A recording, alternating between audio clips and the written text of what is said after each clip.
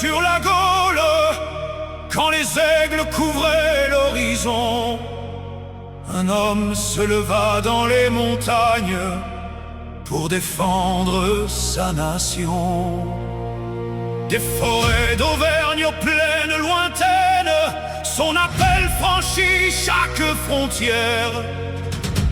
Et des peuples longtemps divisés répondirent à sa bannière.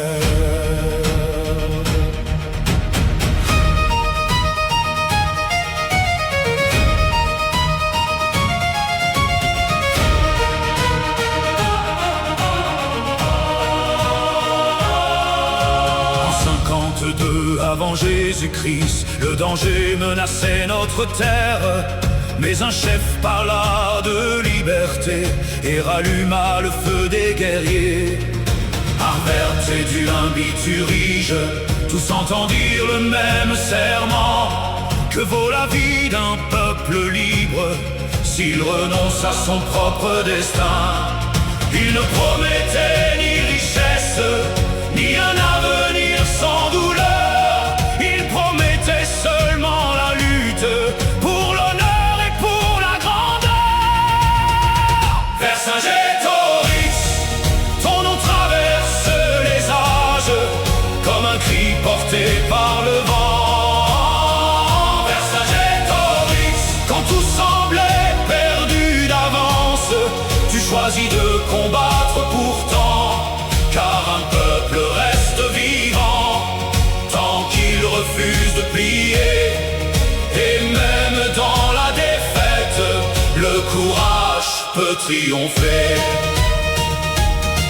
À Gergovie, sur les hauteurs, les légions montaient vers le ciel, mais la Gaule tenait ses remparts. Et Rome connut l'échec, les guerriers chantaient la victoire, les boucliers brillaient au soleil. Pour la première fois, César lui-même voyait vaciller son orgueil. La nouvelle traversa le pays comme un éclair dans la nuit. Oui, les aigles pouvaient tomber, oui, Rome pouvait être vaincue aussi. Vercingétorix, ton nom traverse les âges comme un cri porté par le vent.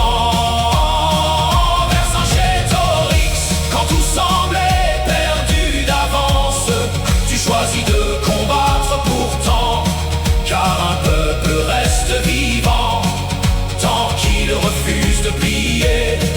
Et même dans la défaite, le courage peut triompher. Mais Rome apprenait de ses blessures et César préparait sa revanche. Les légions refermaient leur cercle autour d'Alésia en silence. Des fossés, des murs, des palissades, un piège immense sous les cieux. Et dans la ville enfermée, grandissait le destin des courageux.